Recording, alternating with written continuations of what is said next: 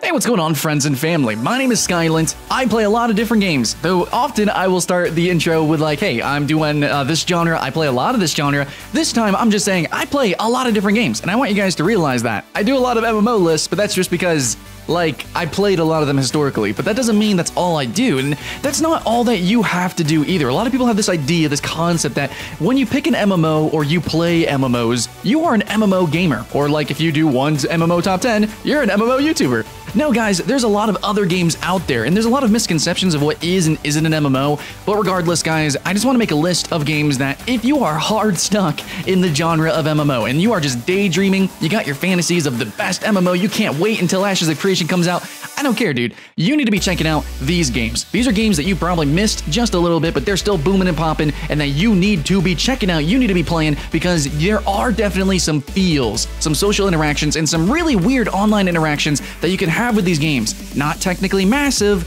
but still really good freaking experiences that will be reminiscent of the magic and the wonder that you had when you first entered the MMO genre. So, let's go ahead. This is a shitpost top 5, but let's have some fun. Okay guys, so starting out my list is the game that when I finally actually put this in a top 10 list, because I was forced to at Free MMO Station, I realized that, hey, there's a little bit of awkwardness with the general definition of MMO. But anyways, I remember that in that top 10, and if you look at a lot of other MMOs top 10s, they'll be like, yeah, top 10 best free-to-play MMO, and they'll put Path of Exile, and they'll say, well, Path of Exile's not really an MMO, but you guys would love this game anyways. This game actually inspired this list, because so many people say that. So many people on so many forums will be saying, hey, what's a good MMO to get into? You know, I'm trying to get into the genre. A lot of people will just straight up say, well, Path of Exile is pretty good. It's not an MMO, but you'll probably like it. The truth is yeah, you probably will like it. I think it's a really good single-player experience. You can one and done it, good voice acting, extremely poetic writing, and it's Diablo 2-esque. It's kind of like the spiritual successor to that, apparently, but it really has become its own beast.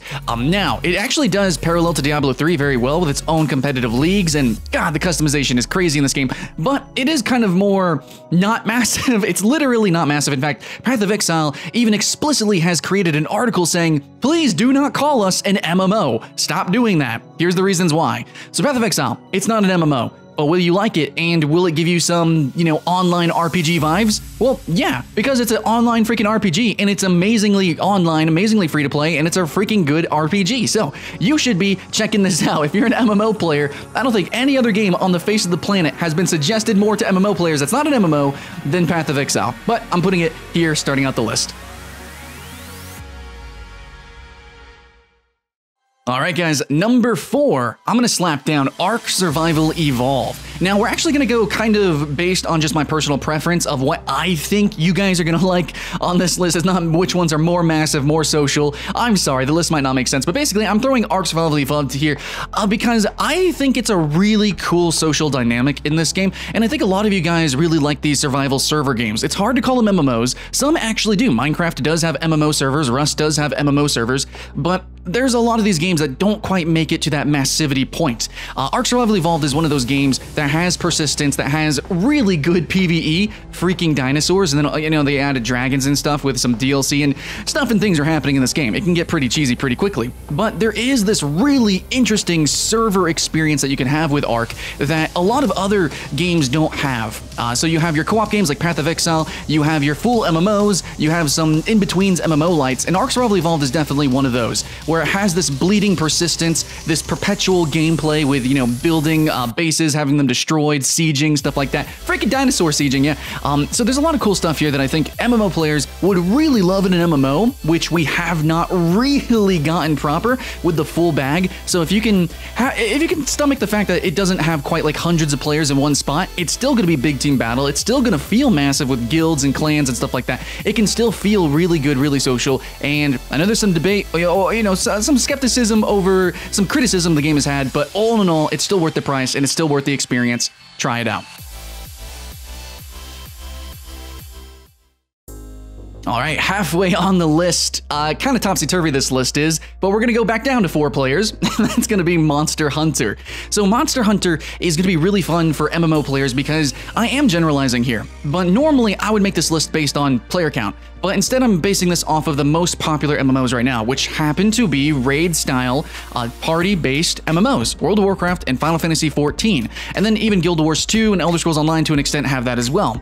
Now, Monster Hunter, if you've ever played dungeoning or, dungeon diving, maybe something like action RPGs, yeah, well, Monster Hunter is like the epitome of that in terms of combat, in terms of focusing on boss battles. That's literally what it is. It's a Monster Hunter, and I've actually done a top 10 list on this genre, which I really want to get some eyeballs on. Hella hype for that. But Monster Hunter is basically 4 people, or you can just go it alone, jump down, and you work together, and the game is meant to be co-opted. Work together, you have different builds, different weapons, there are different roles, all DPS, but there are actual different roles, and then you try to smack down a monster before it smacks down you. It's a lot of fun. Monster Hunter World is new. It's coming to PC. I played it on PS4 and getting it on PC as well.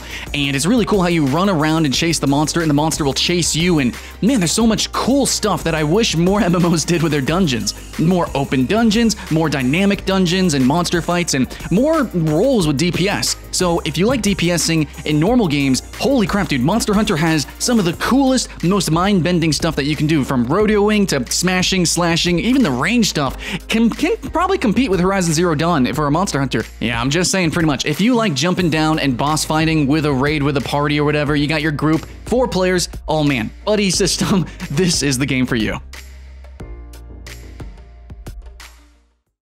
Okay, so my number 2 game is going to be kind of more weird, but hear me out, and that's going to be Dark Souls. So a good group of people who play MMOs play for that weird and unique online experience. Now, that's not just attributed to MMOs now. We have MMO Lights and some other weird oddity games, like some IO games that have some weird persistence, or I don't know, man. There's a lot of mobile games that do some asynchronous stuff as well. So Dark Souls, though, is a game that you can be invaded in, and you can invade. There is like this sort of clan system with, I guess, the different factions, the different covenants, as they are called in the game. I'm trying to relate it to MMO terms, but you can actually join a community, and you can just, go Sunbros and co-op it up, or you can just straight up, Red Eyes and Phantom invade all for days. There's a lot of really weird stuff that you can do with Dark Souls, and so it's supposed to feel very isolating and alone and dark and cold, but actually the systems in place, which are supposed to be harsh and brutal, allow the game to have this warmth and comfort of community, which more than any other action RPG just feels so communal. Oh my gosh,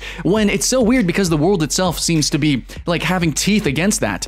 I really appreciate what Dark Souls done with online play, so if you like weird online games, which MMOs tend to be, that unique, uniquely massively multiplayer online, I'm thinking you want a unique online experience. Dark Souls is that. It's got, combat that's inspired by Monster Hunter and a few other action RPGs. It's really good combat, really good PvP, and overall, if you like fighting bosses, and yes, the co-op in Dark Souls is legitimate.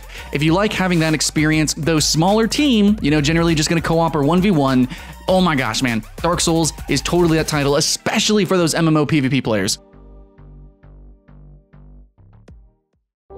Yeah, we ran through the list pretty quickly, but now we're at our number 1, and that's going to be Warframe. Because a lot of people who want to play MMOs, like I said in the beginning of the video, a lot of you guys think you need to play like that just one game. You need to live that game, or any game that you can live in is an MMO, which is not really the case. Warframe is an online game, and it's one of the most popular games out there. But it's still a game that only has little hub cities, which you don't really interact with other players other than trading, and then you jump into the, the instance dungeons. It's 4 players. That's it. And there is PvP. I think it goes up to 8 players, but nobody plays that. Basically, Warframe is that game that you just consistently, you log in daily. You log in daily, there is a community, there is deep lore. It is an action RPG. Technically, the new genre is looter shooter, and I guess you could also put Destiny in the spot if Destiny was as good as Warframe. Oh, shots fired. Okay, Warframe is a pretty fantastic game that everyone's talking about. I'm obligated to put it at number 1 because I'm certain that you guys would say, hey, all those other games are really cool, totally suggest it, but frickin' Warframe needs to be number 1. Yes, it does. Because a lot of people who are playing MMOs have now transitioned into Warframe because it gives them that dopamine, dope, that hype needle that they need injected into their brains whenever they want the grind, they want the clans. Oh my god, the dojo customization? Insanity. Now, if Warframe keeps adding on all this new stuff that they promised, I've already done a couple hype videos on it, then I think we're all gonna love this game. It's a game that you can stay engrossed in, that has episodes literally added on to it. It is a game that you can keep coming back to, and it's online, it's a dungeon diver, and while it's not a boss rusher like Monster Hunter, it's not a PvP game like Dark Souls, and it's missing a lot of the social, online, and customization features of maybe Ark Survival Evolved or Path of Exile, it does have something very unique to it, which is super hard to describe, which is why I'm actually writing an essay on what makes Warframe different, because it is so much stuff that I don't have time in this video to tell you. But basically, Warframe is like, I hate saying this, but it's the Dark Souls of online action RPG, even though Dark Souls is an online action RPG. When it comes to looter shooters and grinders, it is just this really weird niche game that shouldn't be popular, but it is because it's weird. So if you want a game that is super unique and has that, you know, that grind, that dungeon diving, you know, repetition, daily login feel that you get from MMOs, that game is freaking Warframe. All right, guys, that's it for my top 5, not MMOs, that are for MMOs.